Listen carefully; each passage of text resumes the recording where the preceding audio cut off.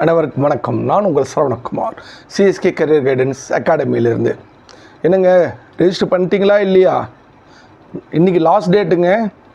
இன்றைக்கி விட்டால் இந்த ஆப்பர்ச்சுனிட்டி அடுத்து கிடைக்குமான்னு தெரியல, எக்ஸ்டெண்ட் பண்ணுவாங்களான்னு தெரியல. ரெஜிஸ்டர் பண்ணிங்களா இல்லையா? ரெஜிஸ்டர் பண்ணல அப்படின்னா இன்றைக்கே ரெஜிஸ்டர் பண்ணிவிடுங்க. என்ன எதை பற்றி ரெஜிஸ்டர் பண்ணணும் அப்படிங்கிறது மறந்துடுச்சா? ரெஜிஸ்டர் பண்ணவங்க ஓகே, ரெஜிஸ்டர் பண்ணாதவங்க என்ன ஏதுங்கிறது வீடியோ ஃபுல்லாக பாருங்கள். இந்த ஆப்பர்ச்சுனிட்டி திருப்பி நம்மளுக்கு கிடைக்குமான்னு தெரியல. ஸோ இந்த வீடியோவை பாருங்கள், உடனே உங்களோட இதை ரெஜிஸ்டர் பண்ண பாருங்கள், சரிங்களா? இன்னியோட லாஸ்ட் டேட்டுங்க, அதனால் மறக்காமல் ரெஜிஸ்டர் பண்ணியிருக்கேன். ஸோ எதை பற்றி பேசுகிறேன் அப்படின்னு பார்த்தீங்க அப்படின்னா, இப்போ 2 மாதமாக ஓடிட்டுருக்க நீட்டு தாங்க. இதை தான் பேச போகிறோம், வேறு என்ன. ஸோ May 5th எக்ஸாம் நடந்ததுலேருந்து ஸோ அலிகேஷன் ஸ்டார்ட் ஆகி, பேப்பர் லீக் ஆகி, அரெஸ்ட் ஆகி, இந்த மாதிரி நிறைய நடந்துடுச்சு. ஸோ இதனோட கண்டினியூஷனாக பார்த்தீங்க அப்படின்னா, ஸோ அந்த டைரக்டர் ஜென்ரல் என்டிஓட டைரக்டர் ஜென்ரலை மாற்றினாங்க. தென் வந்து பார்த்திங்க அப்படின்னா சிபிஐ என்கொயரிக்கு அலோவ் பண்ணியிருக்காங்க கவர்மெண்ட்டு. ஸோ இதெல்லாமே போயிட்டுருக்கு. அதே மாதிரி பார்த்திங்க அப்படின்னா நிறைய கேசஸ் வந்து பார்த்திங்கன்னா ரீநீட் வேணும் அப்படின்ட்டு, ஓஎம்ஆர் சீட்டு வந்து பார்த்திங்கன்னா திருப்பி எவாலுவேட் பண்ணும் அப்படின்ட்டு, அதே மாதிரி பார்த்திங்கன்னா என்ன ஆக்ஷன் எடுக்க போகிறீங்க அப்படின்ட்டு சுப்ரீம் கோர்ட்டில் நிறைய கேசஸ் ஃபைலப் ஆகிட்டே வருது. ஆஸ் வெல் ஆஸ் வந்து பார்த்திங்கன்னா ரீசெண்டாக வந்து ரீநீட் வேணாம் அப்படின்னு நல்லா எழுதின ஸ்டூடெண்ட்ஸும் வந்து பார்த்திங்க அப்படின்னா அவங்களோட தரப்பு நியாயத்தை வந்து பார்த்திங்க அப்படின்னா இதில் வந்து சுப்ரீம் கோர்ட்டில் வந்து அவங்களும் கேஸாக வந்து ஃபைல் பண்ணியிருக்காங்க. இது எல்லாமே சேர்ந்து கம்மிங் 8th வந்து பார்த்திங்கன்னா சீஃப் ஜஸ்டிஸ் சந்திரசூட் அவர் தலைமையிலான ஜஸ்டிஸ் இவங்க வந்து பார்த்திங்கன்னா விசாரணை பண்ண போகிறாங்க. ஸோ நம்மளுக்கு 8th தெரிஞ்சிடும் என்ன நடக்க போகுதுன்ட்டு. மெயின் டைம் இன்றைக்கி நேற்று வந்து பார்த்திங்கன்னா ஒரு ப்ராப்ளம், கவுன்சிலிங் தள்ளி போட்டாங்க, இந்த காலர் வரையிட்டு தள்ளி வச்சுட்டாங்க, அது இதுன்ட்டு ஒரு விளக்கம். அப்படி இன்னொரு விளக்கம் வந்து சென்ட்ரல் கவர்மெண்ட் வந்து இல்லை நாங்கள் சொல்லலை, கவுன்சிலிங்க்கு உண்டான இதே நாங்கள் இன்னும் ஸ்டார்ட் பண்ணல, நாங்கள் சொல்லவே இல்லையே, அப்புறம் ஏன் இந்த மாதிரி நடக்குது அப்படின்ட்டு இந்த மாதிரி நிறைய ஓடிட்டுருக்குங்க. இந்த நீட்டை சுற்றியே தான் நிறைய நடக்குது, ஏன்னு தான் தெரியல. எனவே நாம் என்ன பேச போகிறோம், நீங்கள் என்ன பண்ணணும், இந்த நீட்டு பிடிக்குது பிடிக்கலை, நல்லா இருக்குது நல்லா இல்லை, இதனால் வந்து யூஸ் ஆகுது யூஸ் ஆகலை அப்படின்ட்டு என்ன மாதிரி ஃபீலிங் இருந்தாலும் இதில் வந்து இந்த மாதிரி மாற்றங்கள் கொண்டு வந்தால் நல்லாயிருக்கும், அந்த மாதிரி மாற்றங்கள் கொண்டு வந்தால் நல்லாயிருக்கும், இது இருந்தால் இன்னும் பெட்டராக பண்ண முடியும், இல்லை இதனால தான் வந்து பார்த்திங்கன்னா இது வந்து இப்படி மைனஸாக இருக்குது அப்படிங்கிற மாதிரி நாம் என்னென்ன ஃபீல் பண்ணியிருக்கோமோ நம்மளோட தாட் ப்ராசஸ் நிறைய நடந்திருக்கோங்க. ஸோ அதுக்காக ஆல்ரெடி வந்து பார்த்திங்கன்னா உங்களுக்கே தெரியும் 22 ஜூன் வந்து பார்த்திங்க அப்படின்னா இந்த நம்மளோட எக்ஸாமினேஷன் ஏன் வந்து பார்த்திங்கன்னா ஸோ நீட் எக்ஸாமினேஷனில் வந்து இந்த அலிகேஷன்ஸ் நடந்தது. ஆஸ் வெல் அஸ் வந்து பார்த்திங்கன்னா அடுத்தது வந்து இது வந்து நெட்டு வந்து கேன்சல் பண்ணாங்க. தென் அதை விட இது வந்து பார்த்திங்கன்னா பிஜி நீட்டை வந்து பார்த்திங்க அப்படின்னா மொதல் நாள் நைட்டு வந்து பார்த்திங்க அப்படின்னா போஸ்ட்போன் பண்ணாங்க. ஸோ இந்த மாதிரி நிறைய நடந்துகிட்ருக்கு. என்டிஏ மேலே இருந்து மக்களுக்கு இருந்த ஒரு நம்பகத்தன்மை போயிடுச்சோ அப்படிங்கிற மாதிரி ஒரு சுச்சுவேஷன் இருக்குது அப்படிங்கிற மாதிரி சென்ட்ரல் கவர்மெண்ட்டும் ஃபீல் பண்ணாங்களான்னு தெரியல.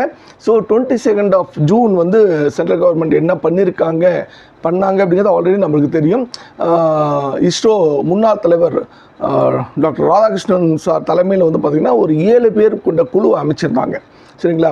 அது எதுக்காக அமைச்சிருந்தாங்க அப்படின்னு பார்த்தீங்க அப்படின்னா இந்த என்டிஏ அண்டு என்ன மாதிரி எக்ஸாமினேஷன் ப்ராசஸ் நெக்ஸ்ட் பண்ணலாம், இல்லை என்ன மாதிரி தப்புகள் இருக்குது, அதை எப்படி சரி பண்ணலாம் அப்படிங்கிறதெல்லாம் வந்து பார்த்திங்கன்னா இவங்க அனலைஸ் பண்ணி இவங்க ஒரு ரிப்போர்ட் கொடுக்கணும் அப்படிங்கிற மாதிரி அந்த உயர்மட்ட குழு வந்து பார்த்திங்க அப்படின்னா சென்ட்ரல் கவர்மெண்ட் அமைச்சிருந்தாங்க. ஸோ இந்த குழு வந்து பார்த்திங்க அப்படின்னா என்ன பண்ணியிருக்கு அப்படின்னா 28th I think of June வந்து நம்ம கவர்மெண்ட் வெப்சைட்டில் ஒரு பேஜ் ஓப்பன் பண்ணியிருக்காங்க. So reforms on examination process, என்னென்ன ரிஃபார்ம்ஸ், இதில் என்னென்ன மாற்றங்கள் இந்த எக்ஸாமினேஷனில் கொண்டு வரலாம் அப்படிங்கிறதுக்கு உண்டான ஒரு யோசனை சொல்கிறக்கூடிய தளத்தை வந்து பார்த்திங்க அப்படின்னா அவங்க ஓப்பன் பண்ணி பப்ளிக் யூசேஜ்க்காக விட்டுருக்காங்க. இது வந்து ஆல்ரெடி நம்ம நிறைய வீடியோஸில் சொல்லியிருக்கோம். அந்த அப்போ வந்து ரொம்ப பீக்காக பேசப்பட்ட விஷயங்கள்.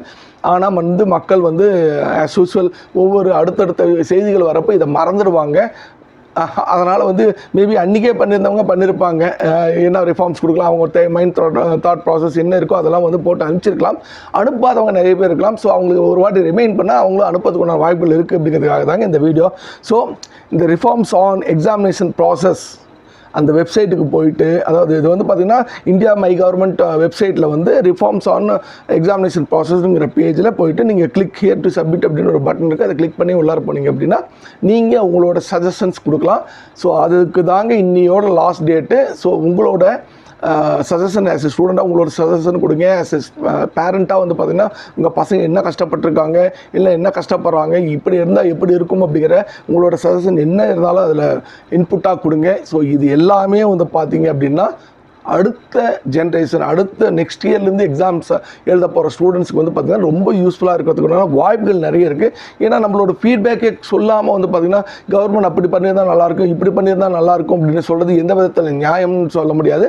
அதனால் உங்களுக்கு தோன்ற எந்த விதமான ஃபீட்பேக்காக இருந்தாலும் கொடுங்க. அவங்க அக்செப்ட் பண்ணுறாங்க, அவங்க வந்து கன்சிடர் பண்ணுறாங்க, பண்ணலை அப்படிங்கிறது வந்து பார்த்திங்கன்னா இட்ஸ் அப் டு தெம், நம்ம கையில் இல்லை. பட் இருந்தாலுமே நம்ம சொல்லியிருந்தால் அதை கன்சிடர் பண்ணியிருந்தாங்கன்னா நல்லா இருந்திருக்குமே அப்படின்னு அப்புறம் நம்ம ஃபீல் பண்ணக்கூடாது இல்லையா. அதனால் மறக்காமல் இது இன்னையோட லாஸ்ட் டேட்டுங்க. அதனால் உங்களோட கமெண்ட்ஸ் அண்ட் சஜஷன்ஸ் வந்து பார்த்திங்கன்னா அந்த வெப்சைட்டில் போய்ட்டு கொடுக்கறதுக்கு பாருங்கள். அது எக்ஸ்டெண்ட் பண்ணுவாங்களான்னு சொல்ல முடியாது, ஏன்னா அடுத்த கவுன்சிலிங் ப்ராசஸ் அது எல்லாமே இருக்குது. அதே மாதிரி இப்போ இருந்து அவங்க ரெஃபார்ம் பண்ணால் தான் நெக்ஸ்ட் இயர் கரெக்டாக கண்டிப்பாக நல்லபடியாக வந்து நீட்டாக கண்டக்ட் பண்ண முடியும். ஆகவே உங்களை எல்லாரையும் கேட்டுக்கொள்வது என்னென்னா உங்களோட சஜஷன் அண்ட் ஃபீட்பேக்ஸ் வந்து பார்த்திங்கன்னா அந்த இதில் போய்ட்டு கொடுக்கறதுக்கு பாருங்கள்.